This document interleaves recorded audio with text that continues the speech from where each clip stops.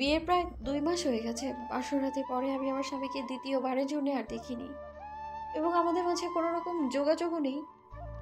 নিজের প্রিয় বান্ধবীর এমন জটিল স্বীকারোক্তি পেয়ে স্তব্ধ হয়ে গেল আশা।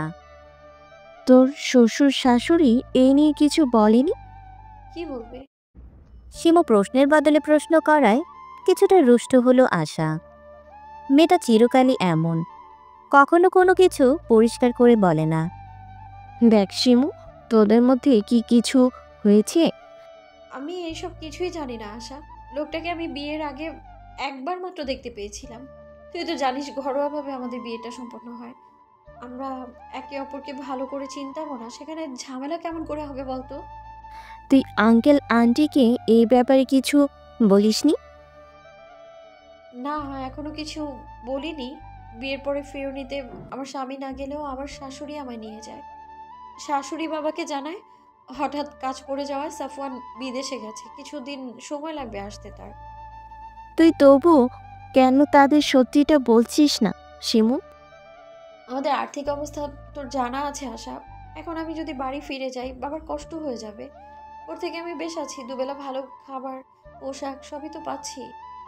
কার সাথে কথা বলছো বৌমা? শাশুড়ির কণ্ঠ শুনে চোখের কোণ বেয়ে গড়িয়ে পড়া পানি দ্রুত মুছে নেয় শিমু।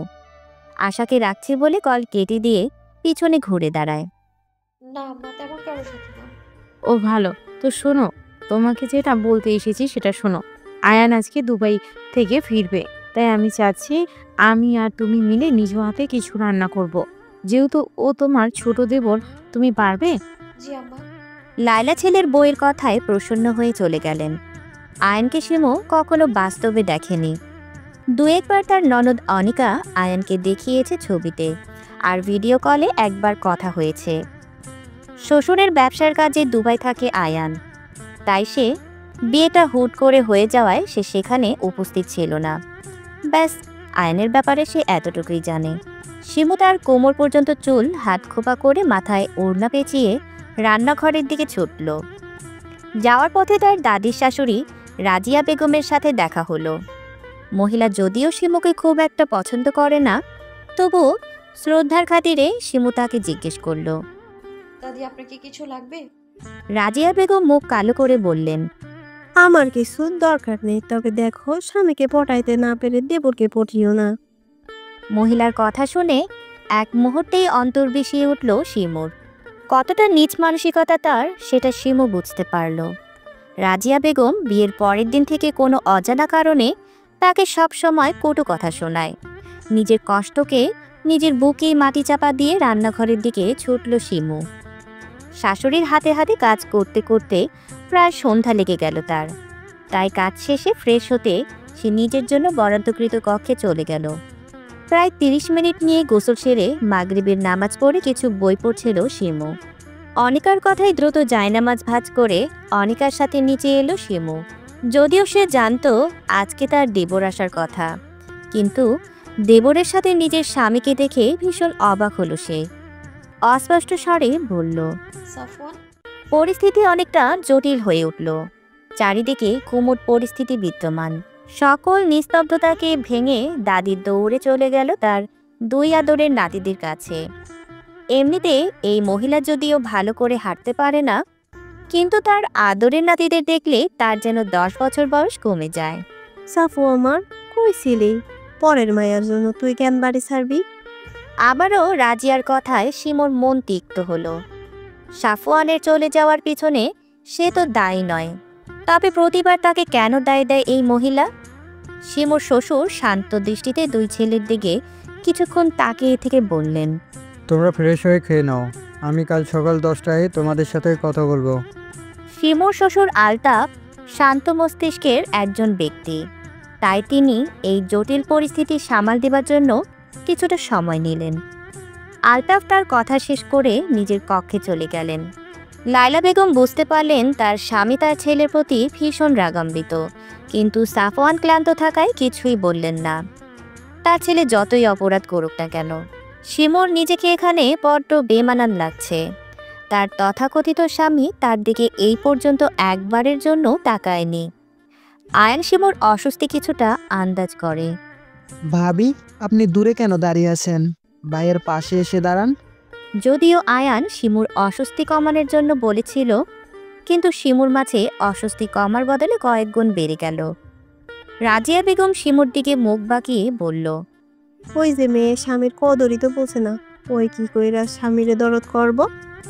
লাইলা শাশুড়ির প্রতি ক্ষিপ্ত কণ্ঠে বললেন, আপনার নাতি সেই রকম কদর দেবার স্বামী না। অন্যের মেয়ের জন্য নিজের ছেলের কথা শোনানো না লাইলা। আপনিও নিজের নাতির দোষ ঢাকতে আসবেন না। আয়ান, তোর ভাইকে নিয়ে ঘরে যা। আয়ান সাফওয়ানকে নিয়ে ঘরে চলে গেল।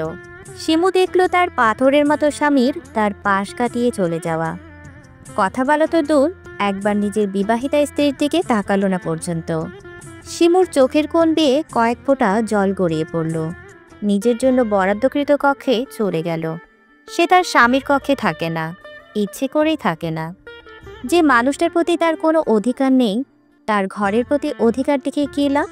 শিমু খাবারগুলো টেবিলে গুছিয়ে রেখে নিজের রুমের দিকে চলে গেল। নিজের ঘরে এসে দরজাটা বন্ধ করে আয়নার সামনে দাঁড়ালো, নিজের কমতি খুঁজতে। মাথার খোপা খুলে দিতেই কালো কেশগুলো পুরো পিঠ জোড়ে ছড়িয়ে পড়ল। আয়নার সামনে দাঁড়িয়ে থেকে শিমু নিজেকে প্রশ্ন করল, কি লাভ এই রূপ গুণ দিয়ে? যেই রূপে যেই গুণে স্বামীকে মুগ্ধ করতে পারলাম না। নিজের সাথে কথা বলতে বলতেই শিমু হাঁটু মোড়ে বসে পড়ল মেঝেতে। চোখ দুটোতে অশ্রুকণার ঝর্ণা শুরু হলো। বরফ যেমন পানির ফোঁটা আকারে ভূপৃষ্ঠে পানির ফোঁটা আকারে পতিত হয়ে বৃষ্টিপাতের সৃষ্টি করে, তেমনি শিমুর বুকে যত অভিমান ছিল সব পানির ফোঁটা আকারে চোখ দিয়ে গড়িয়ে পড়ছে। সাফওয়ান দীর্ঘ সময় শেষে শাওয়ার নিয়ে ফ্রেশ হয়ে বের হলো। বের হতেই বিছানায় বসে থাকা বোনের দিকে নজর পড়ল। অনিকা ভাইয়ের উদ্দেশ্যে চেঁচিয়ে বলল, ভাইয়া তুমি আসবে বললে না যে? সারপ্রাইজ দিলাম। নিজের কথা শেষ করে টাওয়াল দিয়ে চুল মুছতে শুরু করলো। অনিকা কিছুক্ষণ গালে হাত দিয়ে আবার ভাইকে উদ্দেশ্য করে বলল, কাকে ভাইয়া?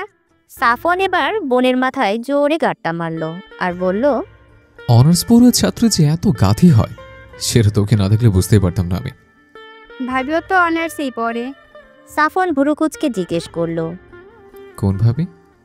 অনিকা ভীষণ মজা পেল। সেও অনুরূপভাবে ভাইয়ের মাথায় গাঁটটা মেরে বলল, অফিসের বর যে এত বোকা হয় সেটা তো তোমাকে না দেখলে জানতেই পারতাম না। তুমি এত বড় গাধা যে নিজের বউ কোন ইয়ারে পড়ে সেটাই জানো না। এর বাক্য সমাপ্ত করে অনিকা দ্রুত ভাইয়ের কক্ষ ত্যাগ করল। সাফওয়ান এবার হাতের টাওয়াল নামিয়ে টি টেবিলের উপর রাখল।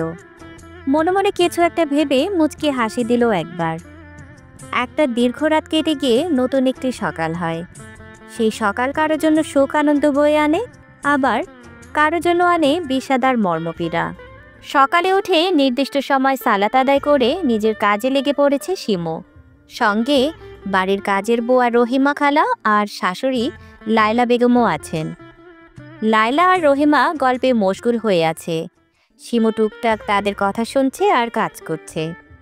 হঠাৎ অপ্রত্যাশিতভাবে রান্নাঘরে আগমন হয় রাজিয়া বেগমের। শিমু এই বাড়িতে বউ হয়ে আসার পরে রান্নাঘরে এই মহিলাকে বলতে গেলে আসতেই দেখেনি, কারণ শিমু যতটুকু জানে রাজিয়া বেগম আগুনের তাপ মোটেও সহ্য করতে পারে না, তার নাকি মাথা ব্যথা করে। শিমুর অবাক হওয়া দেখে রাজিয়া বেগম শিমুর দিকে ঘুরে মুখ বাঁকালেন। এই মেয়েটাকে তার শুরু থেকেই পছন্দ না। কত ইচ্ছে ছিল নাতির জন্য নিজের পছন্দ মতো স্মার্ট একটা মেয়েকে নাতি বউ করে আনবে, কিন্তু এই মেয়েটার উল্টো, ধার্মিক এবং সাদামাটা প্রকৃতির একটা মেয়ে। রাজিয়া বেগম শিমুকে ঠেলে সরিয়ে দেখল কি কি রান্না হচ্ছে। মোটামুটি 4-5 পদ তৈরি হয়েছে, তবুও সে প্রসন্ন হলেন না। লাইলা, আরো 2-1 পদ করতা, আমার নাতিদের কি এই কয়টা পদ দিয়ে আর খাওয়া হবে? শিমু যদিও কিছু মুখে বলতে পারল না, মনে মনে সে ভীষণ ক্ষুব্ধ হলো। মুখে বলা খুবই সহজ, কিন্তু রান্না ঠিক করা ততটাই কষ্টকর। মনে হয় না মা, আমার ছেলেরা সকালে এত খাবার খাবে। ছেলের বউয়ের কথায় রাজিয়া বেগম মুখ কালো করে রান্নাঘর থেকে বের হয়ে গেলেন। মনে মনে ভাবলেন, নিজের ছেলেকে তো হাত করতে পারলেন না, কিন্তু নিজের নাতিকে হাত করে ঠিকই এদের সাজতা করবেন। খাবার টেবিলে সব খাবার গুছিয়ে রাখছিল শিমু আর রহিমা। লাইলা বেগম রুমে গেছেন ফ্রেশ হতে। এর মাঝেই বাড়ির সবাই একে একে খাবার টেবিলে এসে বসতে শুরু করলো। অনিকা চোখ ডলতে ডলতে খাবার টেবিলে এসে বসলো, কিন্তু খাবারের দিকে তাকাতেই তার চোখের থেকে সমস্ত ঘুম উড়ে গেল। ভীষণ খুশি হয়ে খাবারে হাত দিতে যাবে অমনি আয়ান এসে বোনের হাত চাটি মারল। আয়ানের এমন কাজে প্রচণ্ড বিরক্ত হলো অনিকা। বিরক্তি নিয়ে বলল, তুই দেখিস তোর বউকে আমি কোনো বেলায় শান্তিতে খেতে দিব না। আমার বউ কি তোরটা খাবে নাকি আমারটা? আমি কি তোরটা খাই না বাবারটা? যারটাই খাস, মুটিয়ে যাচ্ছিস, দেখছিস না? আমি মুটিয়ে যাচ্ছি, এত বড় কথা বলতে পারলি তুই? এই থামবি তোরা? বাবার কণ্ঠ পেয়ে দুই ভাই বোন একেবারে চুপ হয়ে গেল, কিন্তু একে অপরের চোখে চোখে শাসাতে মোটেও ভুলল না। শিমু এদের দুই ভাই বোনদের দুষ্টু মিষ্টি ঝগড়া দেখে নিজের বোনেদের কথা চিন্তা করল। শিমুরা 4 বোন। শিমু বড় বোনের বিয়ে হয়েছে 5 বছর আগে। অভাবের সংসার হওয়ায় তার বাবা খুব দ্রুত তার বড় বোনকে বিয়ে দিয়ে দেয়। আর তার ছোট দুজন যমজ বোন আছে, যাদেরকে জন্ম দিতে গিয়ে তার মা পৃথিবীর মায়া ত্যাগ করে চলে যান। শিমু অনুভব করলো ওর নিজের বোনদের কথা মনে পড়ছে। এই মেয়ে, দাঁড়িয়ে না থেকে আমাদের খেতে দিবি তো, নাকি না খেয়ে বসে থাকতে হবে? রাজিয়া বেগমের কথায় হুঁশে ফেলল শিমু। ইতিমধ্যে শাশুড়ি বাদে টেবিলের সবাই উপস্থিত। শিমু একে একে সবার প্লেটে খাবার বাড়ছিল। নিজের স্বামীর প্লেটে বাড়তে গিয়ে হাত থেমে গেল। অদৃশ্য জড়তা তাকে আঁকড়ে ধরল। সাফওয়ান শিমুর হাতের দিকে তাকিয়ে রইল কিছুক্ষণ, কিন্তু মুখে টু শব্দটিও করল না। রাজিয়া বেগম বিরক্ত হলেন ভীষণ। শিমু হাত থেকে খাবারের চামচ কেড়ে নিয়ে নিজেই বেড়ে দিলেন প্রাণপ্রিয় নাতিকে। প্রথমবার রাজিয়ার কাজটা মনে মনে ভালো লাগলো শিমুর। শিমু, তোমার খাবার সার্ভ করতে হবে না, তুমিও আমাদের সঙ্গে বসো। আব্বু আম্মা আসুক, আমরা একসাথেই খেতে বসবো। আলতাফ আর কিছু বললেন না। নিজের খাওয়া শেষ করে দুই ছেলেকে তার কক্ষে যেতে বলে নিজের কক্ষে প্রস্থান করলেন। শিমু নিজের কক্ষে বসেছিল। প্রয়োজন ছাড়া সে খুব একটা নিজের কক্ষের বাইরে যায় না। আসবো ভাবি। শিমু দরজার দিকে তাকিয়ে দেখল অনিকা এসেছে। মেয়েটা খুবই মিষ্টি স্বভাবের, ব্যবহারও খুব সুন্দর।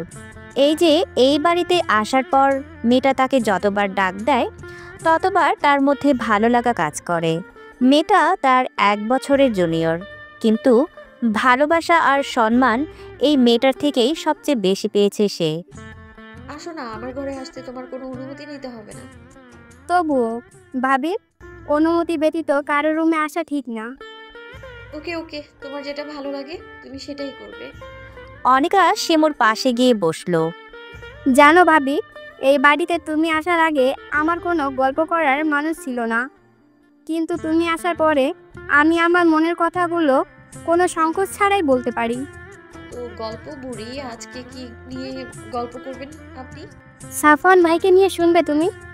শিমুর হাসি মাখা মুখটা এক মুহূর্তেই মলিন হয়ে গেল। এই লোকটা তার মনের কোণে শুধু ঘৃণাই সৃষ্টি করেছে। তার জানা মতে কোনো আদর্শবান পুরুষই বিয়ে করে বউকে একা ফেলে চলে যাবে না। এর ফলে সেই মেয়েটাকে কতটা কষ্ট পোহাতে হয় সেটা শুধু সেই জানে। শিমুর থেকে কোনো উত্তর না পেয়ে অনিকা বুঝতে পারল সে ভুল জায়গায় ভুল কথা বলে ফেলেছে। যেটা করা তার মোটেও ঠিক হয়নি। তাই সে নিজের কথাকে অন্যদিকে ঘোরালো। সাফওয়ান ড্রয়িং রুমে সোফায় কোলের ওপর ল্যাপটপ নিয়ে বসেছিল। লাইলা নিজের ছেলের পাশে গিয়ে বসলেন। সে সাফওয়ানকে এখনো বুঝতে পারে না। চেনা ছেলেটা কেমন অচেনা হয়ে গেছে। সকালে আলতাফ নিজের ছেলেদের সাথে প্রায় 2 ঘন্টা কথা বলেছেন। কি বলেছেন তার কিছুই লাইলা জানে না। তবে এটুকু জানেন তার ছেলেটা একটা মেয়ের প্রতি অন্যায় করছে। মেয়েটাকে নিজে পছন্দ করে নিজের ছেলের বউ করেছিল সে। কত আশা নিয়ে মেয়েটা এসেছিল এই বাড়িতে, কিন্তু কি পাচ্ছে মেয়েটা? মাকে লক্ষ্য করে নিজের কোলে থাকা ল্যাপটপটা বন্ধ করলো সাফওয়ান। মা কি নিয়ে কথা বলবে সাফওয়ান তার কিছুটা আন্দাজ করতে পারল। কোনো কিছু না বলেই মায়ের কোলে টান টান হয়ে শুয়ে পড়ল। ছেলে আচমকা কোলে শুয়ে পড়ায় কিছুটা বিস্মিত হলো লায়লা। কিছু বলতে যাবেন তার মাঝেই সাফওয়ান মায়ের কাছে একটা আবদার করলো। মা, একটু আমার মাথায় হাত বুলিয়ে দাও না।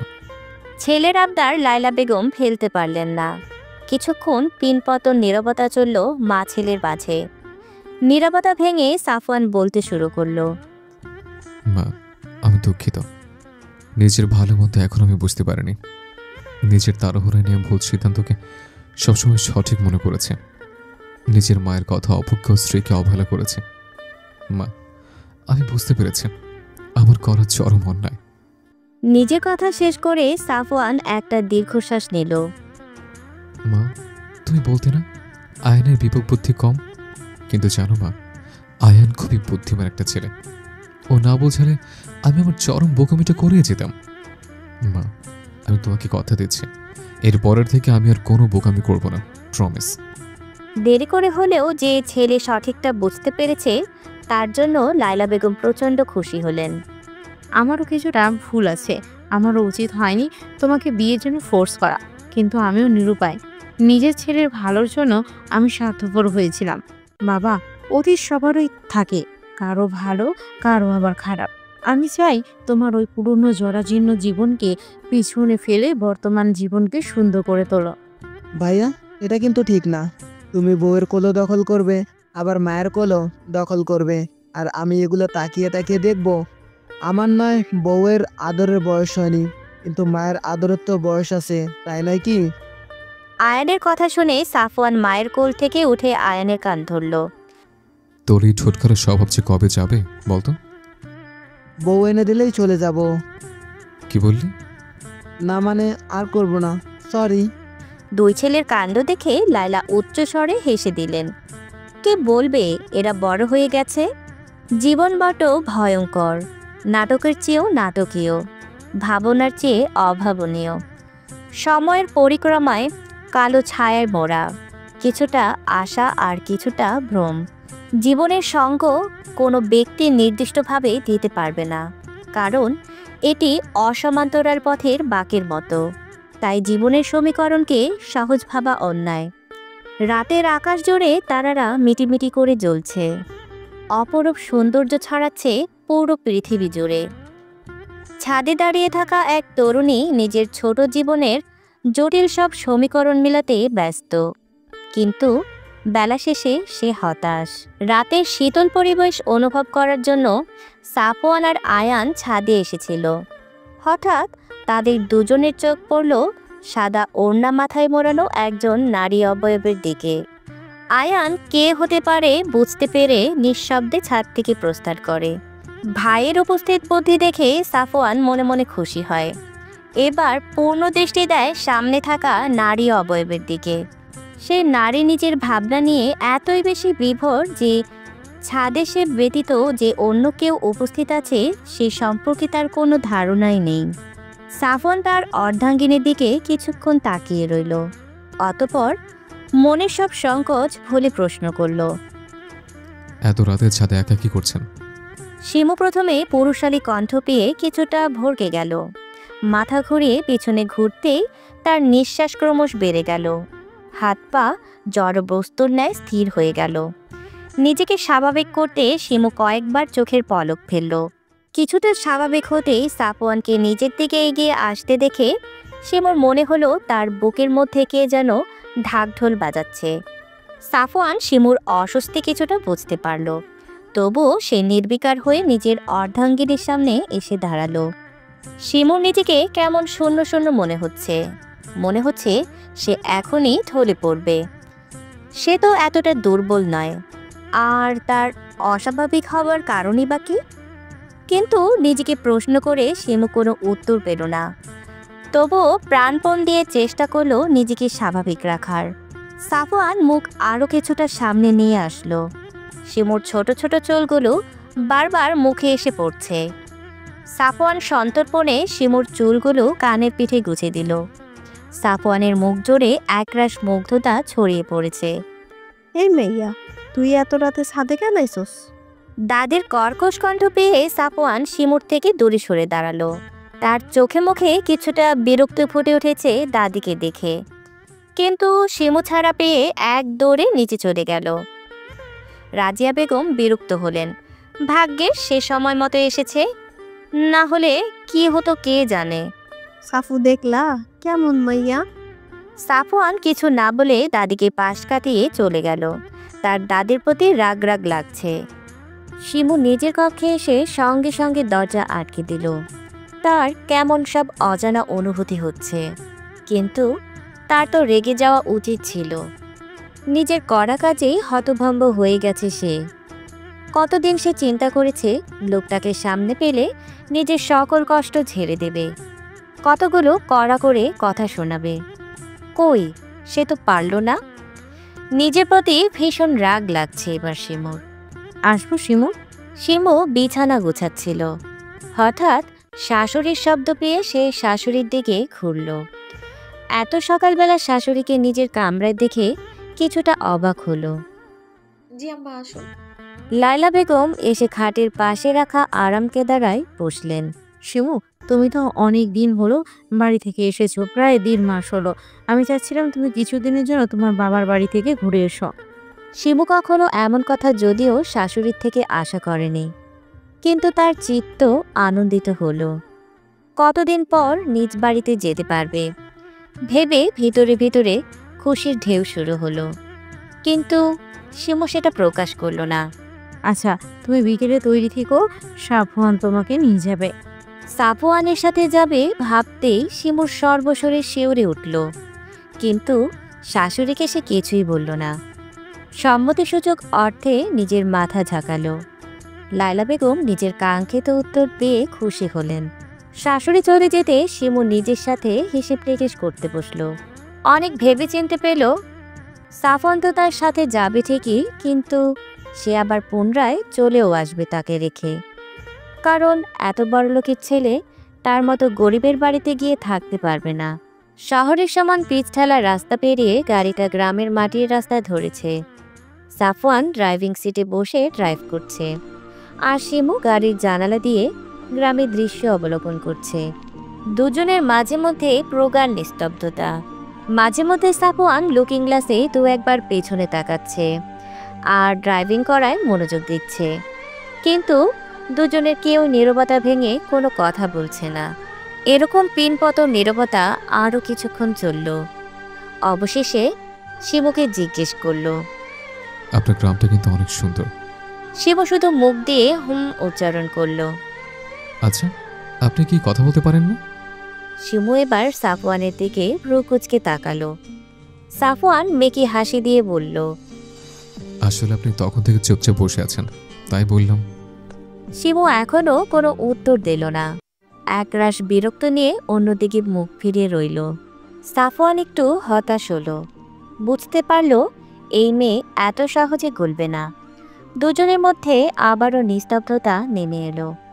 গাড়ি ছুটল আবার নিজ গন্তব্যে। গাড়ি এসে থামল একেবারে শিমুদের বাড়ির উপর। গাড়ির শব্দ পেয়ে শিমুর 2 বোন ফিহা আর রিহা দৌড়ে এলো। অপ্রত্যাশিতভাবে বোনকে দেখতে পেয়ে তারা একটু অবাক হলো। পরক্ষণেই তাদের হুঁশ আসতেই জোরে চিৎকার দিল, আব্বা গো, দেখো আপা আইছে। ছোট মেয়েদের চিৎকার শুনে মজিদ বাড়ির পেছনের ক্ষেত থেকে দৌড়ে এলেন। তার শরীরে কাদামাটি দিয়ে মাখামাখি। মেয়ে ও মেয়ের জামাইকে দেখে তিনি ভীষণ খুশি হলেন। দ্রুত এগিয়ে গিয়ে মেয়ের জামাইয়ের হাত থেকে জিনিসগুলো নিজের হাতে নিলেন। ফিহা আর রিহা বোনকে গিয়ে জড়িয়ে ধরল। সাফওয়ানকে ঘরে নিয়ে কেদারা পেতে বসতে দিলেন মজিদ। মুহূর্তেই তিনি অস্থির হয়ে গেলেন কি করবেন না করবেন এই ভেবে। সাফওয়ান শ্বশুরকে এত অস্থির হতে নিষেধ করল। আপু, আপনি অস্থির হবেন না, আমি তো এই বাড়ির ছেলে, তাই নয় কি? মেয়ে জামাইয়ের কথা শুনে মজিদ কিছুটা শান্ত হলেন। ফিহা রিহা 2 বোনই শিমুর পাশে দাঁড়িয়ে আছে। সাফওয়ান তাদের কাছে ডাকলে তারা নিজের কাপড়ের দিকে তাকিয়ে সাফওয়ানের দিকে এগোয় না। এই ভয়ে তাদের 2 বোনের জামা কাপড়ে থাকা ময়লা যদি ওর শরীরে লেগে যায়। সাফওয়ান তাদের জড়তা দেখে মুচকি হাসে। মনে মনে ভাবল একদম বোনের মতো স্বভাব এদের। নিজেই উঠে এগিয়ে গেল তাদের দিকে। 2 হাত এগিয়ে তাদের কাছে নিয়ে এসে আদর করল। নিজের কাছ থেকে দুটো চকলেট বের করে তাদের হাতে দিল। ব্যাস, তাদের সকল ভয় শেষ। বোনজামাইয়ের ওপর খুশি হয়ে দুটি চুমু ওকে দিল তার গালে। শিমু সাফওয়ানের কাজে মুগ্ধ না হয়ে পারল না। ছেলেটাকে সে হয়তো যতটা খারাপ ভাবে, সে হয়তো ততটা খারাপ না। রাজিয়া বেগম রাগে ক্ষোভে চোখ মুখ লাল করে বসে আছেন। তিনি ভাবতেও পারছেন না তার নাতি ওই মেয়েটার সাথে ওর গ্রামের বাড়িতে আছে। দাদিকে এমন মুখ ফুলিয়ে বসে থাকতে দেখে আয়ান দাদির কাছে গিয়ে বসে। আয়ান এতটুকু বুঝতে পারছে দাদি কোনো কারণে ভীষণ রাগান্বিত।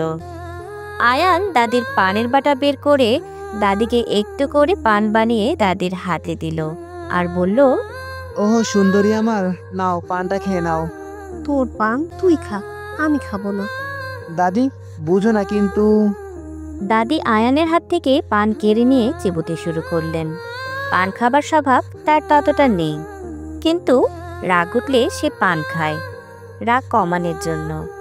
রাজিয়া বেগম মনে মনে ভাবলেন, এমন করে যদি শিমুকে দাঁতের গোড়ায় সে পিষতে পারতেন তবে তার আত্মা ঠান্ডা হতো। শিমুদের বাড়ি থেকে কিছুটা সামনে এগোলে কালীগঙ্গা নদী। নদী থেকে সূর্যাস্ত এক অপরূপ সৌন্দর্য বহন করে। সাফওয়ান মুগ্ধ দৃষ্টিতে কিছুক্ষণ সেই সূর্যাস্ত দেখল। ফিহা আর রিহা দুই বোন দুলাভাইয়ের হাত ধরে তারাও উপভোগ করছে। সাফওয়ানের মনে হলো শহর থেকে গ্রাম অনেক সুন্দর। তাদের গ্রামে আসাই হয় না বলতে গেলে। সেই ছোটবেলায় আসতো মায়ের সাথে। আজ এতদিন পরে গ্রামের সৌন্দর্য দেখতে পেরে অনেক অনেক ভালো লাগার অনুভূতি হচ্ছে তার। শিমুর চিন্তায় চিন্তায় মুখ কালো হয়ে গেছে। সাফওয়ানের তো চলে যাওয়ার কথা ছিল, কিন্তু সে তো গেল না। এখন তাদের এক ঘরেই থাকতে হবে। লোকটা তো তেমন একটা ভালো নয়। যদি তার কাছে আসতে চায় তবে সে কি করবে? সে কি চেঁচাবে? না, এটা করা যাবে না। নিজের সাথে বোঝাপড়া করে কোনো উত্তর পেল না শিমু, তাই হতাশ হয়ে বসে রইল। ইতিমধ্যেই শ্বশুরের সাথে কথা শেষ করে বউয়ের ঘরে ঢুকল সাফওয়ান। ভেতরে এসে নজর পড়ল এক ভাবুক রমণীর দিকে, যে সর্বদাই নিজের ভাবনায় ডুবে থাকে। ভাগ্যিস মা তাকে এই বাড়িতে আসার বুদ্ধিটা দিল, না হলে বউয়ের এত কাছাকাছি আসা যেত না। সাফওয়ান গলা খাখারি দিল। সাফওয়ানের শব্দ পেয়ে শিমু হঠাৎভাবে দাঁড়িয়ে গেল। সাফওয়ান শিমুর কাণ্ড দেখে মুচকি মুচকি হাসছে। শিমু সেটা খেয়াল করে আরও অস্বস্তিতে পড়ে গেল। মনে মনে সিদ্ধান্ত নিল কাছে আসতে চাইলে কড়া করে কিছু কথা শুনিয়ে দেবে। আপনি কি কিছু নিয়ে চিন্তিত? শিমু সাথে সাথে কথা নাকচ করে বলল, না না, আমি চিন্তিত নই। আপনি কাছে আসতে চাইলে আমি কি আসতে দিব না নাকি? নিজের কথা শেষ করে শিমু ঠোঁটে কামড়ে ধরল। মনে মনে ভাবল, এটাকে বলে ফেলল সে। সাফওয়ানের মুখের হাসিটা আরো চওড়া করে বলল, ও, তার মানে আমি কাছে আসবো? শিমু ভীষণ অস্বস্তি নিয়ে দাঁড়িয়ে রইল। অতিরিক্ত চিন্তায় তার সব গুলিয়ে যাচ্ছে, তাই সে আর লজ্জায় কোনো কথা বলতে পারল না। চুপ করে দাঁড়িয়ে রইল। সাফওয়ান গিয়ে বিছানায় বসল। পুরো ঘরে একটা খাট, একটা পড়ার টেবিল আর একটা টিনের বাক্স ব্যতীত কিচ্ছু নেই। শিমু এখনো একইভাবে দাঁড়িয়ে আছে। আপনি কি ঘুমাবেন না, নাকি না ঘুমিয়ে রাত পার করে দেওয়ার ইচ্ছা আছে? সত্যি বলতে আমার আপনার পাশে শুতে অস্বস্তি বোধ হচ্ছে। শিমুর অকপটে উত্তরে বলল, আপনি নিশ্চিন্ত থাকতে পারেন, আপনার অনুমতি ব্যতীত আমি আপনাকে কখনো স্পর্শ করব না। শিমু তবুও পুরোপুরি শান্ত হলো না। সাফওয়ান শিমুর অস্বস্তি বুঝতে পেরে বিছানার দিকে একবার তাকালো। বিছানায় একটা কাঁথা আর দুইটা বালিশ। সাফওয়ান বিছানার মাঝ বরাবর কাঁথা ভাঁজ করে লম্বা করে বিছিয়ে বিছানা দুভাগ করল। আপনি এক পাশে থাকবেন, আমি এক পাশে থাকবো। আশা করছি আপনার কোনো অস্বস্তি হবে না। অতঃপর সাফওয়ান নিজের পাশে গিয়ে শুয়ে পড়ল। শিমু কিছুক্ষণ তাকিয়ে থেকে সেও নিজের পাশে এক কোণে গিয়ে শুয়ে পড়ল। সাফওয়ান হঠাৎ চোখ খুলে বলে উঠল, আমি অতিক্রম করব না, কিন্তু আপনি চাইলে আসতে পারেন আমার পাশে, আমি কিছু মনে করব না। শিমু মনে মনে সাফওয়ানকে বেয়াদব বলে গালি দিল। তারপর ক্লান্ত থাকায় চোখ বন্ধ করতেই গভীর ঘুমে তলিয়ে গেল। সাফওয়ান কিছুক্ষণ ঘুমের অভিনয় করে শুয়েছিল। শিমু ঘুমিয়েছে বুঝতে পেরে সাফওয়ান চোখ মেলল। মেয়েটা তার দিক পিট করে শুয়ে আছে। সাফওয়ান আস্তে করে বিছানা ছেড়ে উঠল। শিমু যে পাশ করে শুয়েছিল উঠে সে পাশে গিয়ে দাঁড়ালো। শিমু গভীর ঘুমে তলিয়ে থাকায় সে বুঝতেও পারল না তার দিকে কেউ গভীরভাবে তাকিয়ে আছে। সাফওয়ান শিমুর ঘুমের সুযোগ নিয়ে মুগ্ধ চোখে তাকিয়ে রইল। নিজের করা ভুলগুলো চরমভাবে অনুভব করল। আজকে তাদের সম্পর্ক সাধারণ স্বামী স্ত্রীর মতো হতে পারত, কিন্তু সে তো নিজের রাগ ক্ষোভকে প্রাধান্য দিয়ে চলে গেছিল। কোনো মেয়ে চাইবে না তার স্বামী তাকে বিয়ের পরে একা ফেলে চলে যাক। মেয়েটার সাথে এটুকু সময় থেকে সে যতটুকু বুঝতে পেরেছে, মেয়েটা ভীষণ চাপা স্বভাবের। বুক ফাটবে কিন্তু মুখে ফুটবে না। সাফওয়ানের খুব ইচ্ছে করলো নিজের হাত বাড়িয়ে শিমুর গাল স্পর্শ করার, কিন্তু পরক্ষণেই নিজের করা ওয়াদার কথা মনে করে হাত সরিয়ে নিল। যখন সব সেই শুরু করেছে তখন সেই শিমুর ভালোবাসা জয় করে নেবে, এতে যতই তারে কাঠখড় পোড়াতে হোক না কেন তাকে। সকালে আজানের আওয়াজ পেয়ে ঘুম ছুটে গেল শিমুর। নিজের দিকে তাকাতেই অবাক হলো, তার শরীরে কাঁথা দিয়ে জড়ানো। সাফওয়ান নিজের নির্দিষ্ট জায়গায় ঘুমিয়ে আছে। নিজের স্বামীর দিকে একবার গভীর দৃষ্টিতে তাকালো শিমু। ফর্সা মুখে কালো কালো ছোট ছোট চাপদারিতে ভীষণ সুন্দর লাগছে ছেলেটাকে। সাফওয়ানের মুখের দিকে তাকিয়ে থেকে কি করছিল বুঝতে পেরে নিজেকে গালি দিতে দিতে ওযু করতে ঘর থেকে বেরিয়ে গেল। টিনের ফাঁক ফোকর দিয়ে রোদের আলো এসে পড়ছিল সাফওয়ানের ওপর। সেই আলোতেই সাফওয়ানের ঘুম ভেঙে গেল। সাফওয়ান আশেপাশে তাকালো একবার, শিমু ঘরে নেই। সাফওয়ান বিছানা থেকে উঠে ঘর থেকে বাহিরে বের হলো। তার ছোট দুই শালিকা হাতে বল নিয়ে দৌড়াদৌড়ি করছে। শিমু রান্না করছে। রান্নাঘরে তার শ্বশুর এটা ওটা এগিয়ে দিচ্ছে। সাফওয়ান অনুভব করলো তার শাশুড়ি থাকলে হয়তো তার আদরটা আরো কয়েক গুণ বেড়ে যেত। সাফওয়ান শালিকাদের কাছে গেল। ফিহা আর রিহা সাফওয়ানকে কাছে পেয়ে বায়না করলো তাদের সাথে বল খেলতে। সাফওয়ান তাদের অনুরোধ ফেলতে পারল না, আড়ালে চলে গেল। ফিহা রিহা আনতে যেতে চাইলে সাফওয়ান তাদের রেখে নিজেই বল আনতে গেল। ঝোপড়ার নিচে নিচু হয়ে বল আনতে গিয়ে ভুলবশত ঝোপড়ার কাঁটা পরনের শার্ট ভেদ করে পিঠে ঢুকে গেলে ব্যথায় মুখ থেকে শব্দ বের হয়ে এলো সাফওয়ানের। তবুও কষ্ট করে বলটা উদ্ধার করে শালিকাদের হাতে ধরিয়ে দিল। রিহা রক্ত দেখে ভয় পেয়ে চিৎকার করে উঠল।